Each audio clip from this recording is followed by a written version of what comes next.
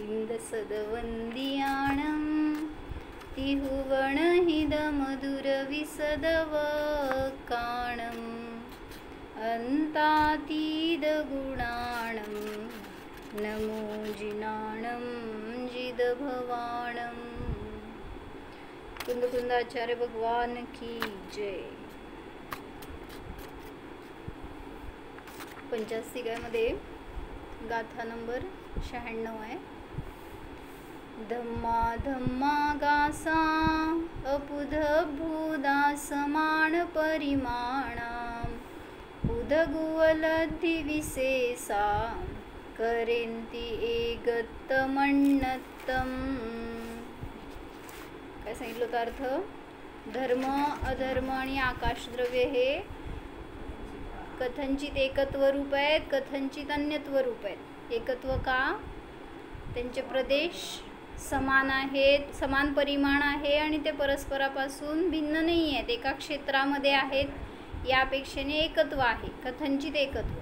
व्यवहारज्ञाने आणि निश्चयज्ञाने सांगताना त्यांचं अस्तित्व, त्यांचं स्वरूप भिन्न भिन्नच आहे आणि ते जरी एका प्रदेशात आहेत तरी सुद्धा त्यांचे प्रदेश भिन्न भिन्नच आहेत, म्हणून ते पृथक उपलब्ध होत असल्यामुळे त्यांच्यामध्ये कथनचित अन्यत्व आहे, हे सांगितलं होतं। ह्याच्यावरून हो झाली की ते वर्णींचं प्रवचन जर असं वाचत होतो, मग त्यांनी काय घेतलं होतं की जीवावर घटवलं होतं हे सगळं। काय? जीवाच्या प्रदेशामध्ये सुद्धा अनेक जीव आहेत, पुद्गल आहेत, धर्म अधर्म आकाश काल आहे। त्यामुळं जीवाचं त्या सर्वांशी कथनचित एकत्व आहे, कथनचित अन्यत्व आहे। काय कळलं? कोणाकोणाशी एकत्व आहे? व्यवहाराने। हां, जे काय आपल्या शरीरामध्ये सांगितलं होतं त्यांनी, असंख्यात जीव राहतात आपल्या शरीरामध्ये। का? जे काय सगळे बॅक्टेरियाज म्हणतात, जे काय तुम्ही शेल्स म्हणता, काय म्हणायचं, रेड ब्लड कॉर्पस्कल्स, WBCs, किंवा जे सगळे इतर एन्झाईम्स म्हणा, बॅक्टेरियाज म्हणा, हे सगळे जीव आहेत। तर असे असंख्यात जीव आपल्या शरीरामध्ये आहेत। मग त्या जीवांशी सुद्धा आपलं हां, म्हणजे त्यांच्याशी कथनचित एकत्व आहे, कथनचित अन्यत्व आहे। तर असे अनंत जीव सुद्धा या क्षेत्रामध्ये अवगाह प्राप्त करू शकतात, पण तरी सुद्धा त्यांच्याशी आपलं निश्चयाने अन्यत्वच आहे। मग ह्याच्यावरून आपण काल बघितलं होतं काय की सगळ्यांचे परिणाम समान दिसत आहेत, क्रिया समान दिसत आहेत, तरी सुद्धा समान आश्रव बंद होईल असं नाही। काय उदाहरण सांगितलं होतं? हां, 500 मुनींचं उदाहरण सांगितलं होतं, ज्यांना घाणीत पिळलं, त्या 700 मुनींवर उपसर्ग झाला, त्यांचे परिणाम सगळं बहिरंगातून क्रिया समान दिसते की सामायिकालाच बसलेत ते सगळे मुनी, पण तरीसुद्धा अंतरंग अभिप्राय किंवा त्यांची परिणती, त्यांची विशुद्धी कमी जास्त असू शकते। त्याच्या अपेक्षेने त्यांच्या कर्मांचा उदय, निर्जरा, आश्रवबंध हे सगळं वेगळं वेगळं असू शकतं। म्हणून एका ठिकाणी राहत आहेत, एक समान क्रिया करत आहेत, म्हणून त्यांच्यामध्ये समानता असेल असं नाही।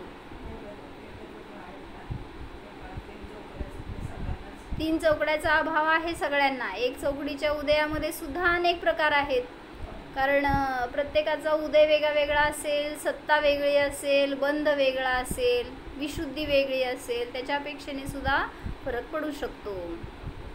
मग काल हेच घटवलं आम्ही की काल सगळ्यांनी रॅली काढली ना, त्या मंदिराला पाडलं म्हणून मुंबईच्या। मग सगळे त्या रॅलीमध्ये एका उद्देशाने गेला होता की नाही हो, आम्हाला परत मंदिर बांधून द्यायला पाहिजे किंवा जे काय त्यांनी केलं ते चुकीचं आहे, ह्याच्यासाठी तुम्ही सगळे गेला आणि आवाज उठवलात। मला सांगा, सगळ्यांचे परिणाम समान, सगळ्यांची क्रिया समान, सगळ्यांचे कर्मोदय समान, पुढचे आश्रवबंध समान, निर्जरा समान होती का नाही होती? कार्य तर दिसतंय एकच करताय म्हणून, पण तरीसुद्धा त्याच्यामध्ये भिन्नता असू शकते, कारण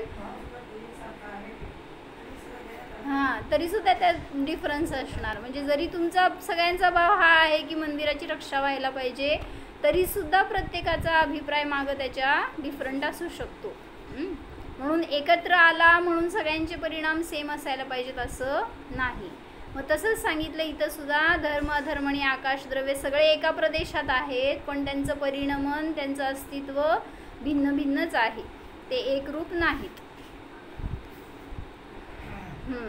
ह्याच्यासाठी काल ते पण सांगितलं आम्ही उदाहरण की मंदिरात विधानाला बसलोय, कुंतलगिरीला सगळे विधानाला बसले होते, किती तास, 3-4 तास बसले होते. सगळ्यांचे परिणाम समान का?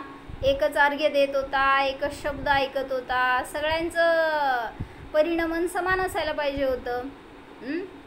भगवान एकच होते, मंदिर एकच होतं, सगळं समागम एक होता, पण तरीसुद्धा प्रत्येकाचे भाव वेगळे वेगळे. आता जाऊ का नंतर जाऊ, जेवायला जाऊ का इथं बसू, म्हणजे काय झालं, विशुद्धी वेगळी अशुद्धी वेगळी, त्यामुळं सगळा कर्मांचा खेळ पण वेगळा वेगळा असतो. चला, तर असं म्हणून कशासाठी सांगितलं की आपल्या विचारानुसार आपल्या परिणमनानुसार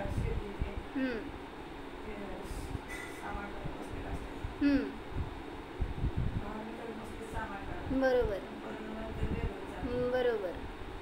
सामायिकाला सेठजी बसलेले असतेत आणि काय झालं, तहान लागली आणि इच्छा काय झाली हो, ती प्रतिज्ञा करून बसले होते जोपर्यंत ती पणती विजत नाही तोपर्यंत सामायिक सोडणार नाही. आणि झालं काय, बायको हुशार, आपला नवरा बसलाय बाबा सामायिकाला म्हणल्यावर त्याला अंधाराचं डासांचा त्रास होऊ नये म्हणून ती काय करत राहिली, पण तिथलं तेल संपायला लागलं की परत परत तेल घालत राहिली. आणि ह्यांनी केलेल्या प्रतिज्ञेचं असं प्रतिज्ञा करायला पाहिजे का? म्हणजे काय ते त्याचं निमित्त नैमित्तिक असं झालं संबंध की ते त्याच्यामध्ये त्यांचे आकुलतेने प्राण गेले. मग मला सांगा, बहिरंगातनं सामायिकाची क्रिया होती की नाही, पण अंतरंग अभिप्राय भिन्न होता.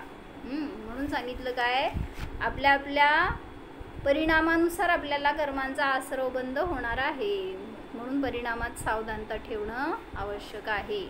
सगळ्यांच्या सोबत राहतो म्हणून सगळ्यांसमान आपलं परिणमन होत नाही. आपली विशुद्धी आपल्याला करायला पाहिजे, आपल्या स्वभावाला आपण आश्रय करायला पाहिजे.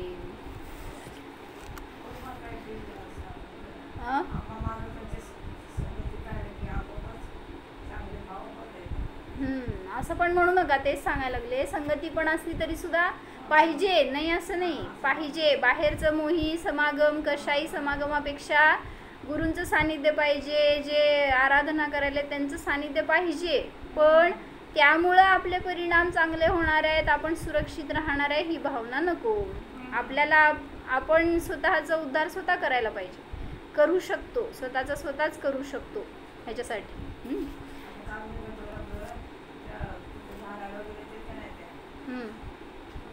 हां बर छान बरोबर.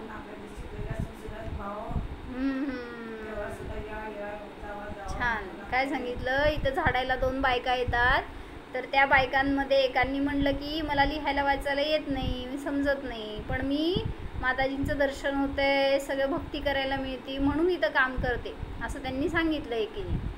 तर मा म्हणतात की इथं न शिकलेले लोक शाणे आहेत आणि शिकलेले लोक येडे आहेत.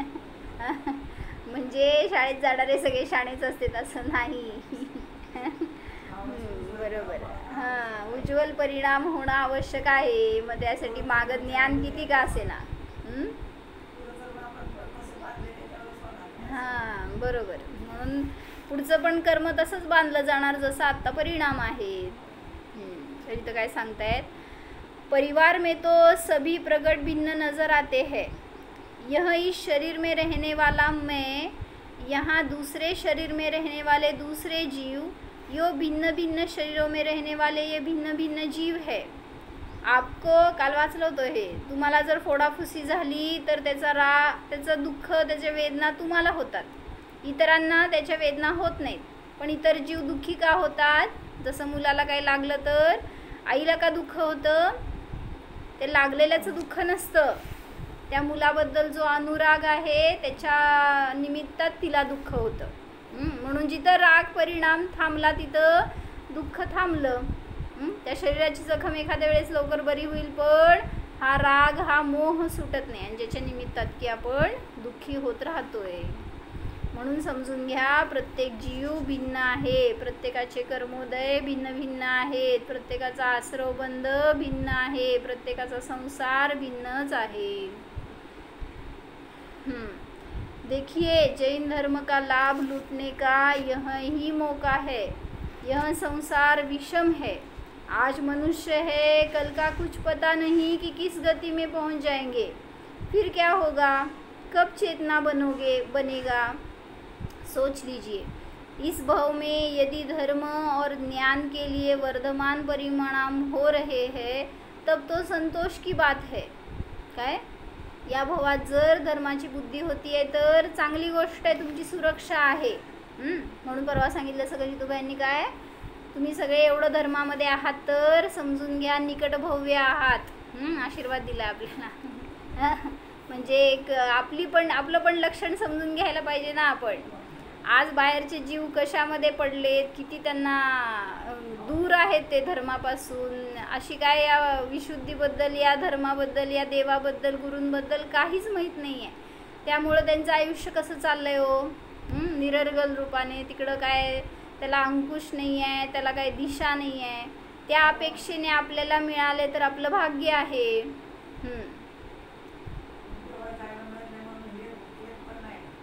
हे पण सांगितलं की म्हणून तुम्हाला जरी घरात बसून परिणाम करताय, मला हे ऐकायला मिळायला पाहिजे होतं, मला दर्शन करायला जायला पाहिजे होतं, भाव जरी केलेत ना तरी सुद्धा तुम्ही निकट भव्य आहात. कारण भावनेनी पण जोडले जायला पाहिजे ना. असं नाही आहे की मंदिरात सगळे येणारे भव्य आहेत, पण घरात बसून इतकी पवित्र भावना होणं हे सुद्धा, किंवा मला हे सगळं शिकायचं आहे, सगळं वाचन करून स्वाध्याय करून समजून घ्यायचं आहे, मला अनुभूती घ्यायची आहे, तीव्र भावना तर आहे का आपल्या अंतरंगामध्ये. ती भावना असणं सुद्धा आपल्यासाठी भव्यतेचं कारण आहे. म्हणून एवढंच करा, दुसरं काय नाही करू शकत तर. संसार तर सोडत नाही आहे, पण जरी संसारात आहे तरी सुद्धा एवढे परिणाम करू शकतो की जे काय चालू आहे ते करणारा नाही आहे, मी जाणणारा आहे. आणि माझ्या या शरीराचा उपयोग संयमासाठी, साधनेसाठी, आराधनेसाठी भरपूर हो. एवढी भावना असेल तरी सुद्धा त्याचं फळ आपल्याला 100% मिळणार. बरोबर आहे. आपल्याला आपलं उपादान तयार करायचं आहे, बाहेरच्या निमित्ताच्या अधीन राहायचं नाही. इस भाव में यदि धर्म और ज्ञान के लिए वर्धमान परिणाम हो रहे हैं, तब तो संतोष की बात है. एवढं तर वाटतंय का पंचासिका ग्रंथ आपल्याला पूर्ण संपूर्ण शिकायचा आहे. माझी तर भावना आहे, कधी संपणार आहे माहीत नाही, पण संपूर्ण समजून घ्यायचं आहे, शिकायचं आहे. एवढी तर भावना ठेवा म्हणजे माझ्यासोबत राहणार. यदि सम्यक दर्शन, सम्यक ज्ञान और सम्यक चारित्र में वर्धमान भाव नहीं होता है तो एक बड़े खेद की बात है. आज मनुष्य है, कुछ अच्छे समागम मिले हैं, जैसा चाहे मन को स्वच्छंद बना ले, क्योंकि प्रभुता कुछ पाई है इस समय. लेकिन यह संसार तो अति विषम है. जीव लोक पर दृष्टि डालकर देखिए, केवल यहाँ के थोड़े से वैभव और थोड़े से सुख में क्या तत्व बसा है, क्या तत्व बसा है. ऐसा उपाय बनाओ कि यह आत्मा अपने स्वरूप का ज्ञान, श्रद्धान और आचरण करके सदा के लिए संसार के संकटों से मुक्त हो सके. ऐसा उपाय बनाना चाहिए, इसी में बड़प्पन है. काय समजलं. आपल्या स्वरूपाची साधना करा तर श्रद्धा ज्ञान चारित्र्यामध्ये अशी दृढता येईल की संसाराचा अंत होईल आणि संसारातून मुक्त होणार. हेच आपल्या उपयोगाला सांभाळणं आहे आणि तीच त्या उपयोगाची महानता आहे. धन बढ़ा लिया तो इससे कुछ बड़प्पन नहीं है. परिवार को योग्य बना लिया अथवा वे बुद्धिमान हो गए तो इससे भी आत्मा का कुछ बड़प्पन नहीं है. समजायला पाहिजे हो हे. नुसतं शब्द काय करायचे. सगळीकडे मान्यता तशी पाहिजे की भलेही मुलगा खूप हुशार झालाय तर त्याच्यामध्ये माझं काहीही क्रेडिट नाही, माझा काही त्याच्यामध्ये रोल नाही आहे. हे एवढं करतापणा नाही वाटत. जसं मागे एकदा सांगितलं होतं, एक स्त्री आहे आणि ती ट्युशन्स घेते आणि खूप मोठे मोठे विषय अकाउंटचे वगैरे असे कॉलेजवाल्यांचे टफ विषय ती हँडल करते, टॅक्सेशन वगैरे असलं काय काय. तर ती स्वतः हुशार आहे आणि तिच्या मुलांना शिकवती ती आणि इवन ट्युशन्स चालवती. मग तिच्या मुलांना चांगले मार्क पडले किंवा काय त्यांचं प्रगती झाली, त्यांना नंबर आले कशामध्ये वगैरे, तिला काय वाटतं, माझ्यामुळं मी किती चांगलं त्यांना ट्रेन केलं आहे काय माहिती तुम्हाला, किती कष्ट घेतलेत मी सगळ्या बाबतीत. ते मुलं लहानपणी एकदम सुदृढ होते म्हटल्यावर सगळे लोक म्हणायचे छान झालं आहे बाळ असं वगैरे. तर त्यावेळेस ती तेच म्हणायची, मग आता काय, मी त्यांचं सगळं खाणपिण व्यवस्थित ठेवलं आहे, काय टाईम टू टाईम देणार, परत सारखं सारखं ते ज्यूस देणार, वेगळे काहीतरी खायला पदार्थ करणार देणार, म्हणजे हे सगळं मी करते म्हणून ते चांगले राहिलेत असं म्हणत. थांबा की झालं काय, थोडंसं मोठं झाले, मुलगी मोठी झाली थोडीशी, तर तिची जाडी जास्तच वाढत चालली. आता करावं, तुम्ही करणारे होता ना, तर केलं बरं का तिने, ते पण केलं, पण त्याचं पण कर्तृत्व परत म्हणजे तिने परत त्या डाएटवर कंट्रोल केला, परत ते काय फिजिशियनला विचारून सगळं जसं पाहिजे तसं खायला प्यायला देणं, सगळ्यावर कंट्रोल ठेवून व्यवस्थित झालं, तर ती मुलगी परत बरोबर झाली बरं का. काय म्हणायचं आता, अति जाड झाली होती ना जी, ती बरोबर झाली आता. पण परत कर्तृत्व काय, तिचं सगळं बघितले मी म्हणून तिने आत्ता चांगली आहे. कसं सहज नकळत कर्तृत्व घेतो जीव, कसं समजवायचं अशा जीवांना ज्याला तत्व माहीत नाही.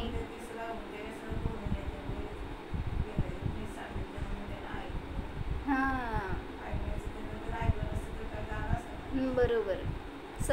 काय म्हणायचं, ते अधीनता नाही आहे कोणी कोणाच्या, सगळ्याचं परिणमन स्वतंत्र चालू आहे. हे जेव्हा समजेल ना तेव्हा जीवन सुखाचं होणार आहे. पण आपण जिथं कर्तृत्व घ्यायला जातो, समजून घ्या, करो का धर्म मरो, करिष्यामी करिष्यामी करिष्यामी इति चिंतया, मरिष्यामी मरिष्यामी मरिष्यामी इति विस्मृतम. करतो करतो करतो म्हणण्यामध्ये मी मरतोय हे विसरून जातो, म्हणून मरू नका, जगा. अपने आप का केवल यथावत निश्चय हो जाए, आत्मा का बड़प्पन तो रत्नत्रय की सिद्धि करना ही है. इस ही रूप में अपने को लेते रहने का परिणाम हो जाए तो यही एकमात्र शरण है. आत्माच शरण आहे, परद्रव्य शरण नाहीच. यहाँ अन्य कुछ भी शरण नहीं है, सब असार है. घर के 4-6 जीवों में रमने का तो भाव रहे और पड़ोसियों के या गांव के किसी भी मनुष्य में कुछ चित्त भी नहीं जाता, उन पर कुछ दया की बुद्धि ही नहीं जाती, तो इसको कम विपदा न मानो. म्हणजे काय म्हणायचं, शास्त्र वाचताना किती सावधानता पाहिजे. इथं सांगणार एके ठिकाणी घरातल्यांची सुद्धा मोह ठेवू नका, आणि आता इथं सांगतायत काय, तुम्ही फक्त घरातल्यांशीच रागीद्वेषी आहात आणि सगळे गावातले इतरांशी जरा पण स्पर्श नाही तुमचा.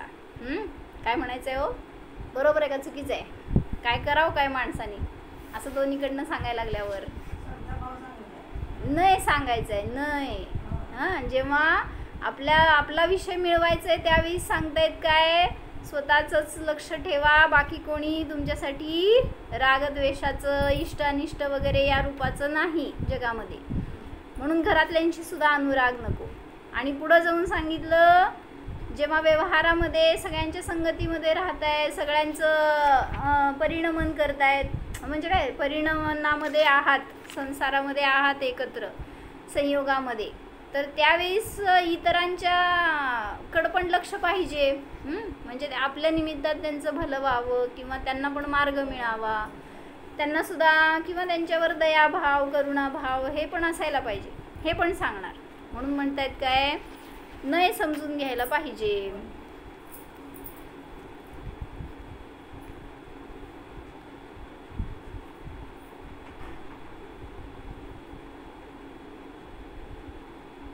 म्हणून आपल्या शरण भावनेमध्ये काय सांगितलं हुकुमचंद भारतीजींनी,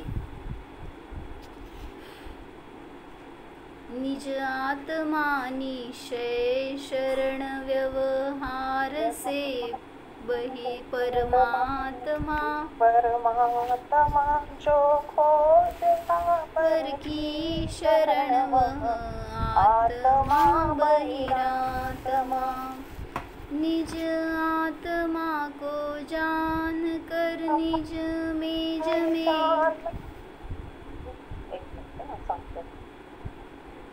काय झालं चुकलं का शरण भावना ना निज आत्मा को जान कर निज मेज में जो आत्मा वह भव्य जन बन जाएंगे पर्याय में परमात्मा. सांगायचा भाव काय होता याच्यातून की जेव्हा शरण शोधता त्यावेळी आत्माच शरण आहे निश्चयाने, पण व्यवहाराने जेव्हा इतरांच्या संगतीमध्ये राहताय तर त्यावेळीस तुमचा रोल असा आहे की, म्हणून तर मग सगळे हे सांगितले गेले निशंकित निकांक्षित निर्विचिकित्सा मूढदृष्टी सगळे अंग काय सांगायला लागलेत. निर्विचिकित्सा म्हणजे स्वतःच्या शरीराची किळस नको हे तर सांगितलंच, पण तो जीव काय करतोय इतरांचे सुद्धा शरीराला रोगी वगैरे पाहून किंवा काय ग्लान लान पाहून किळस करत नाही आहे. मग ह्यालाच म्हणायचं व्यवहार सम्यक दर्शन. इतरांविषयी वात्सल्य भावना, निर्विचिकित्सा भावना, म्हणून दया भावना, करुणा भाव तर असायला पाहिजे. जर नसेल तर समजून घ्या ही पण कमी विपत्ती नाही. जसं आता झालेलं प्रकरण म्हणलं काश्मीरमध्ये त्या लोकांना आतंकवादींनी मारलं त्या लोकांना. मग तुम्हाला काय वाटलं त्यांचं त्यांनी भोगले, आपण काय करायचं त्याच्यामध्ये, आपलं काय असं म्हटल्यावर काय झालं. त्यांच्या उदयानुसार त्यांनी त्यांचं फळ भोगले, आपण काय करणार आहे त्याच्यामध्ये. जसं जयंती काका आले होते एकदा अम्मांकडं आणि फलटणला असताना, आणि मग त्यावेळेस पण असंच काहीतरी बॉर्डरवर झालं होतं बरं का, गोळीबार वगैरे, आणि त्यामध्ये अनेक जवान मेले होते असं काहीतरी झालं होतं. आणि ते रिसेंट न्यूज होती, ते काका पेपरमधनं वाचून वगैरे त्याच्यावर झालं होतं त्यांची चर्चा काहीतरी, आणि ते अम्मांच्या समोर येऊन बसले होते मोठे माताजी. मग माताजींनी आपलं सगळं तत्वाचा विषय सांगितलं आणि म्हणले आपली आत्मसाधना करा, आपल्यामध्ये राहावा असं वगैरे सांगितल्यावर त्यांनी ऑब्जेक्शन काढलं. म्हणले इथं बॉर्डरवर काय काय चाललं आहे आणि मग आपण इथं निवांत कसं बसायचं. आणि मग त्यांनी तिथं लढतेत मरतेत आपल्यासाठी एवढं सगळं करतेत आणि आपण काय नाही करायचं का. माताजी म्हणले तुम्ही काय केल्यावर ते वाचणार, किंवा तुम्ही काय नाही केल्यावर त्यांचं कल्याण होणार, काय केल्यावर त्यांचं कल्याण होणार. म्हणजे माताजींना सांगायचं होतं की आपण करता नाही आहे, त्यांना ती परिस्थिती का फेस करावी लागती आहे, त्यांचं उदय आहे आणि तुम्ही इथं का सेफ आहे हो. मग त्यांना म्हणायचं होतं जयंती काकांना की त्यांच्यामुळं आपण इथं सेफ आहे, म्हणजे ते तिथं बॉर्डरवर सुरक्षा करतात म्हणून आपण इथं सुरक्षित राहतोय असं काकांना आम्हाला सांगायचं होतं. आम्हा म्हणले तुम्हाला उदय यायचं असेल ना, त्या मुंबईच्या गेटवे ऑफमधनं येतील लोक, त्या ताजमहलमध्ये येऊन सुद्धा मारतील पण. त्यासाठी बॉर्डरवर जायची, तिथं ते तिथं नव्हते का हो मग बॉर्डरवर सैनिक होतेच की, तरी पण येऊन केलं ना गोंधळ मुंबईमध्ये सोलापूरमध्ये. अनेक अतिरेकी कुठं पाहिजे तिथं प्रवेश करून तुम्हाला जर घात करायचा तर कसंही करतील. म्हणून त्यांच्यामुळं मी सुरक्षित आहे ही भावना नको. तुमचं जर उदय असेल तर कोणी कुठून येऊन कुठल्याही रूपामध्ये तुमचा घात करेल, पण नसेल तर म्हणून म्हणायचं काय की त्यांचं रोल तिथं ते करतायत आणि त्यांच्यामुळं मी सुरक्षित किंवा त्यांच्यामुळं मला धोका, हे भाव चुकीचे आहेत. मग दीदी अशा घटना जेव्हा आपण ऐकतो तेव्हा आपले भाव कसे असायला हवे आयडियल. काय केले भाव तुम्ही सांगा मग सांगते. संवेग नक्कीच करुणा येते ना, वाईट वाटतं, संवेग तर असतोच ना की विनाकारण एक जीव काहीतरी मिथ्या मान्यतेमुळं मारला गेला, म्हणजे एखाद्या चुकीच्या मान्यतेमुळे त्या जीवाचा जीव गेला. जर आपल्यात एवढी संवेग भावना तर असतातच ना. बरं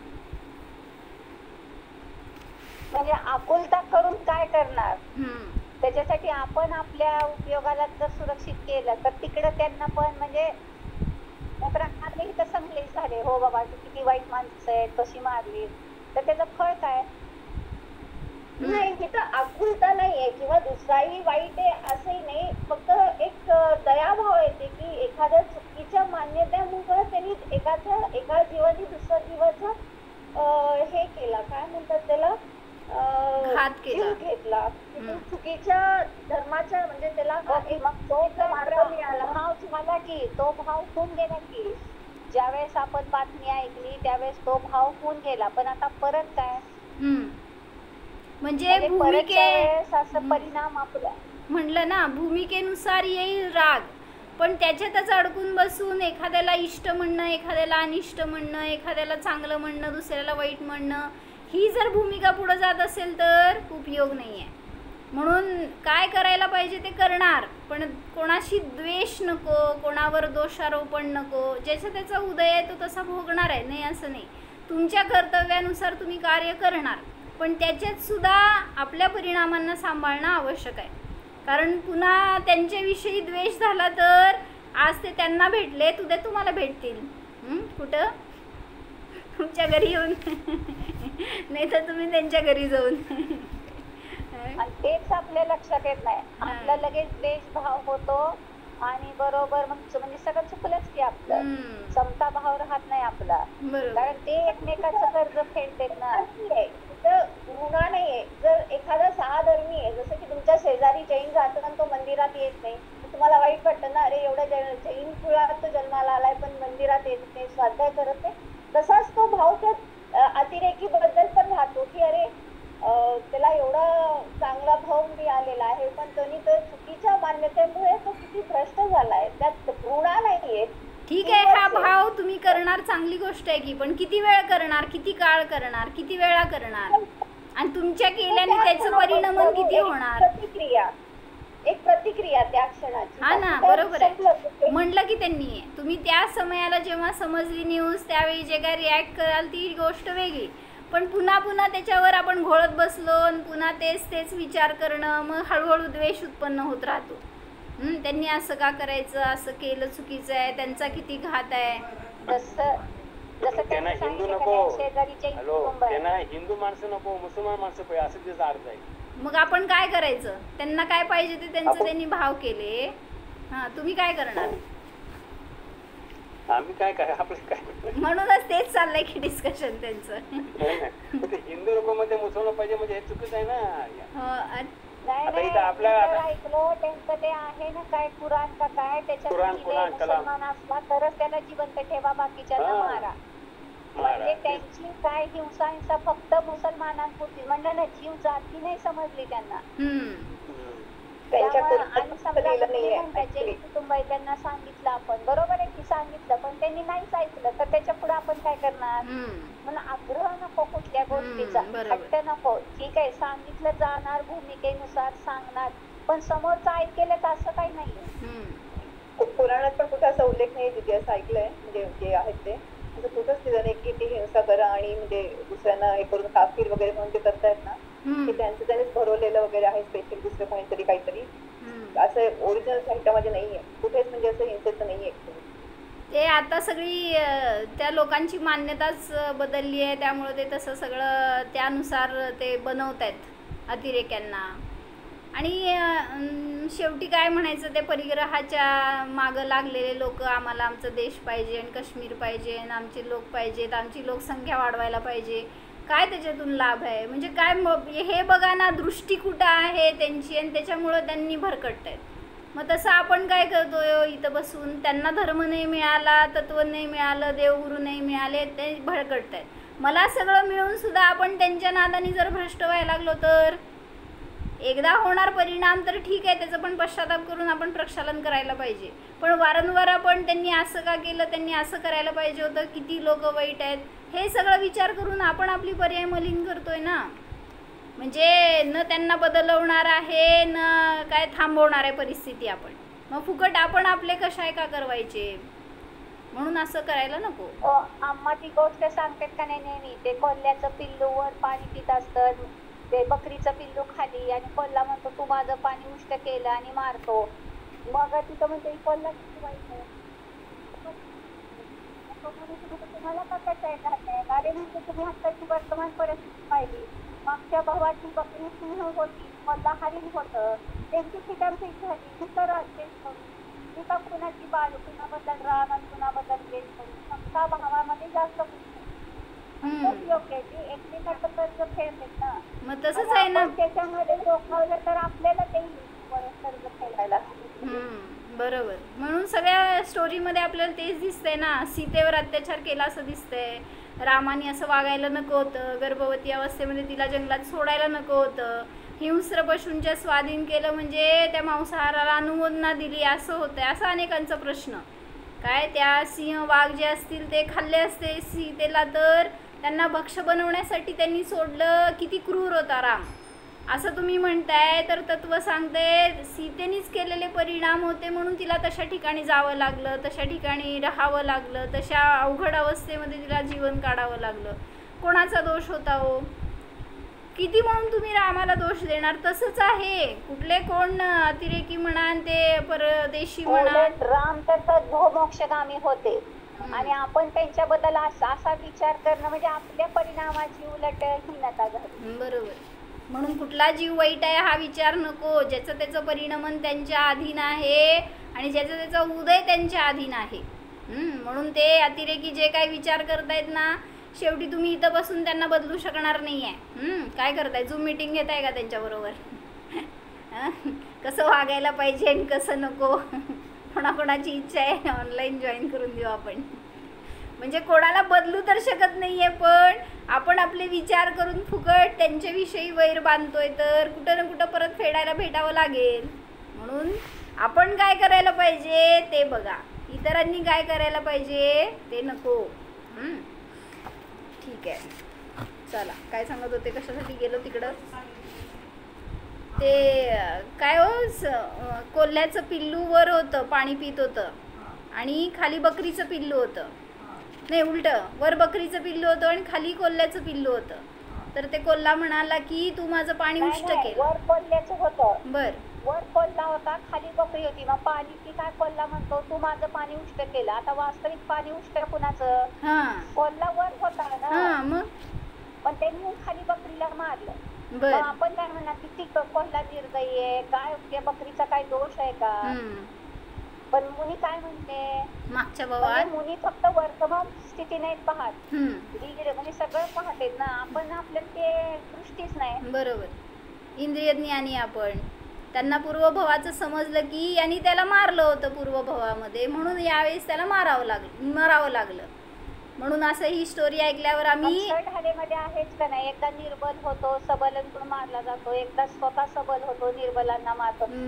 पिठीतच आहे ना. बरोबर. मग हे स्टोरी ऐकल्यावर हर्षा काकींकडनं स्टोरी ऐकली होती हो आम्ही, आणि ऐकल्यावर पहिल्यांदा असं केलं, काय म्हणायचं, मच केल्यासारखं एक रिॲक्शन अशी. तर ते म्हणले असं पण करायचं नाही का? म्हणजे आपण एकरूप झालो ना त्या गोष्टीशी. अरे रे असं का, असं झालं ना, म्हणजे काय केलं मी आता नाही राहिलो, हे चुकलं परत आपलं पण. म्हणून ते जसं चुकले तसं आपण पण वेगळ्या पद्धतीने चुकतोय. म्हणून कुठल्या गोष्टीशी कुठल्या दृष्टांताशी पण एकरूप होऊ नका. सगळ्यातून सार काढायचंय की मला काय करायचंय, कसं स्वतःमध्ये सावध राहायचंय हे शिकायचंय. चला, वाचायचं का थोडंसं काय आज? काय वाचलं होतं सांगा, कुठून गेलो? हे वाक्य सांगितलं होतं की अशरण भावनातून गेलो. अशरण भावनेतून गेलो. मग तेच की मुनिराजांना समजलं की ते कोल्हा दोषी नाही आहे, त्या बकरीचंच पूर्वभवातला दोष, त्यामुळं तिला मरावं लागलं असं. कारण पूर्वभवामध्ये तिने याला मारलं होतं. हरिण का काय तर होतं कोल्हा म्हणजे पूर्वी, आणि हे काय सिंह का वाघ काय तर होतं का. मग त्यावेळेस या शेळीच्या जीवानी त्या कोल्ह्याच्या जीवाला मारलं होतं. म्हटल्यावर या भवात तो सबळ झाला, हा निर्बळ झाला आणि मरावं लागलं. कोण कोणाला काय त्रास देणारा नाही आहे. सगळी वस्तुव्यवस्था आपलं करेक्ट चालू आहे, जे काय चालू आहे ते. म्हणून म्हणून आपल्या उदयांना बघून सानिध्यात येते ना, ज्यांच्याबद्दल आपले राग द्वेष झाले तेच सानिध्यात येते. बरोबर, ते फेडणार कुठं त्याच्याशिवाय. म्हणूनच माताजींनी म्हटलं ज्यांनी गोळी मारली ना, ज्यांना मारली ना, त्यांचा पूर्वीचा संबंध होता, एवढं समजून घ्या. इकडं तिकडं भेटू शकणार नव्हते म्हणून काश्मीरला गेले. आणि आता द्रष्टा राहावा. कोणाला चांगलं म्हणायला जाऊ नका, कोणाला वाईट म्हणायला जाऊ नका. ज्याच्या त्याच्या आयुकर्मानुसार तो जगणार आहे.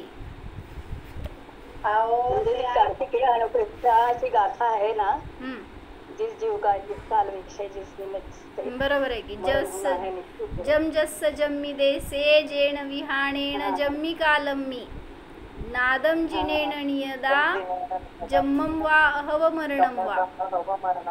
पुढं तम तस्स तम्मी देसे तेण विहाणेण तम्मी कालम्मी कोसक्क दिवारेदुम इंदोवा जिनिंदोवा.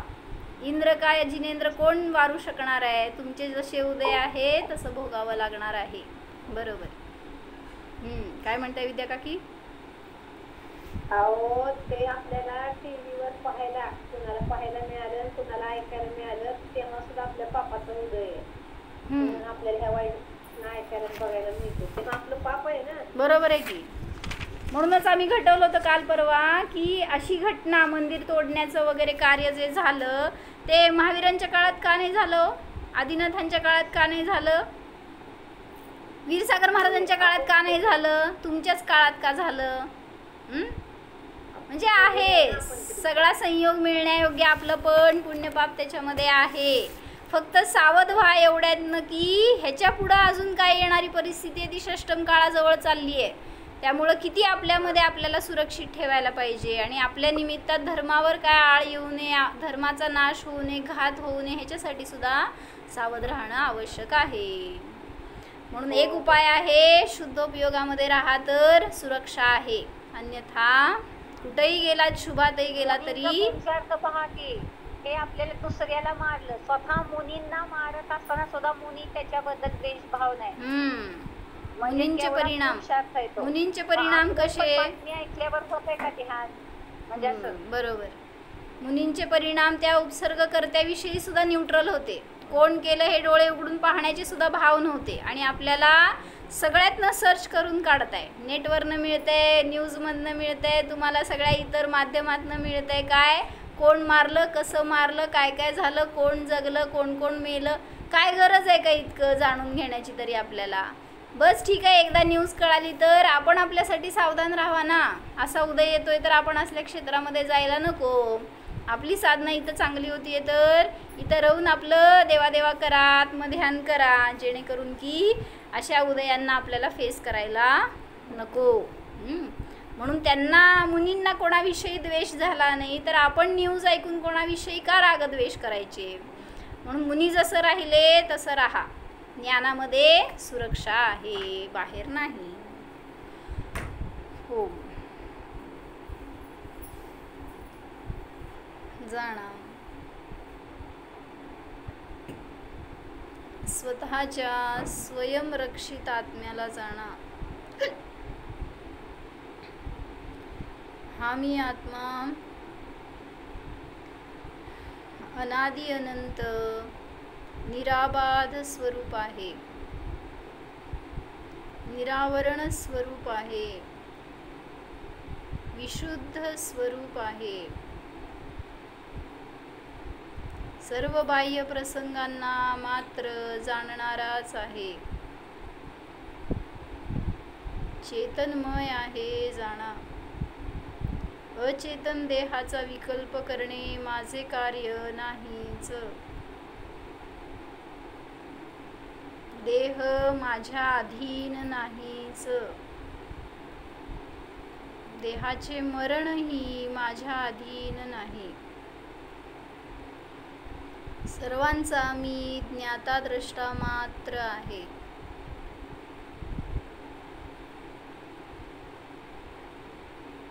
अशरीरी स्वरूपोऽहम् निर्भय स्वरूपोऽहम् व्याघात स्वरूपोऽहम्। ओम